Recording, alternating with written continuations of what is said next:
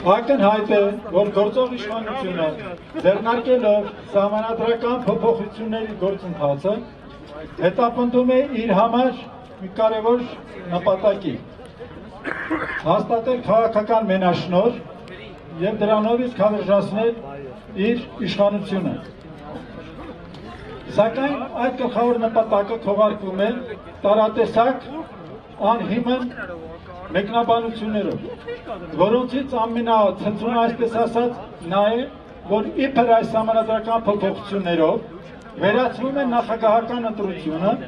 որը ժողովրդին չգիտես ինչու տանում է ցնցումների, տանում առճակատման, մի հարցնող լինի, թե ժողովուրդը ընտրությունների պատճառով չէ ցնցումների մեջ են գնում։ Չեն ասում, որ այդ ընտրությունների արդյունքները կեղծելու հետևանքով է այդ առճակատումը առաջանում։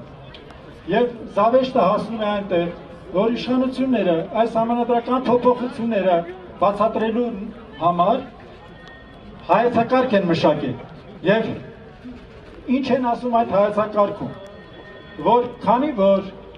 գործող սահմանադրության երկրորդ հոդվածը տարիներ շարունակ չի գործել, նաև դա է պատճառը, որ ցանկանում են փոփոխել։ Իսկ երկրորդ հոդվածը ինչ է ասում, որ ժողովուրդը ինքը պետք է ձևավորի իր քվեով իշխանությունը, այսինքն կեղծում են ընտրությունները, բռնությամբ, թույլ չեն տալիս իշխանությունը ժողովուրդը ձևավորի իր կամքով, հետո էլ ասում են, թե սահմանադրությունն է մեղավոր, պետք է այն փոխել։ Երկրում կուտակված բարդագույն ֆունդամենտալ խնդիրները այն է համատարած աղքատությունը, երկրի դեմոգրաֆիական պատկերը փոխող ահագնացող արտագաղթը, պետականության հիմքերը խարխլող կոռուպցիան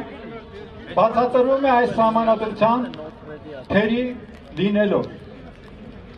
Սահմանադրությունը դարձրել են քավության նոխազ, պարտակելու, թաքցնելու իրենցից կողմից գործած հանցանքները։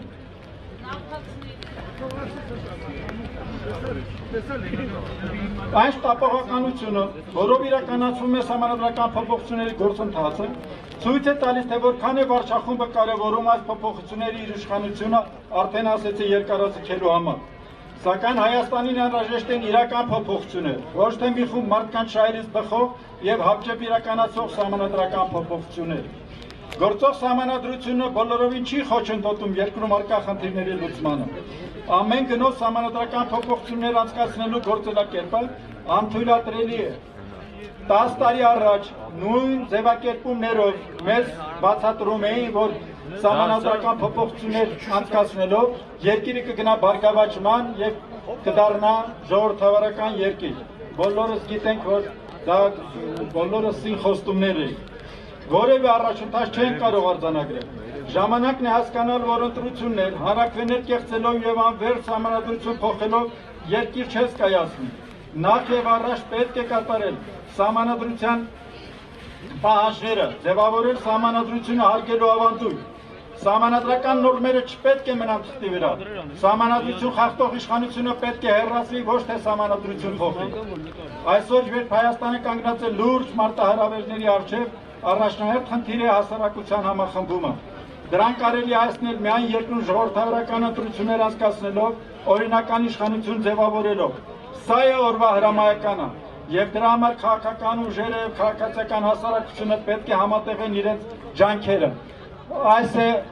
մեր նպատակը եւ սա է պատճառը, որ մենք այսօր հավաքվել եւ ժողովրդին ասում ենք ոչ այս սահմանադրական փոփոխությունների գործընթացին։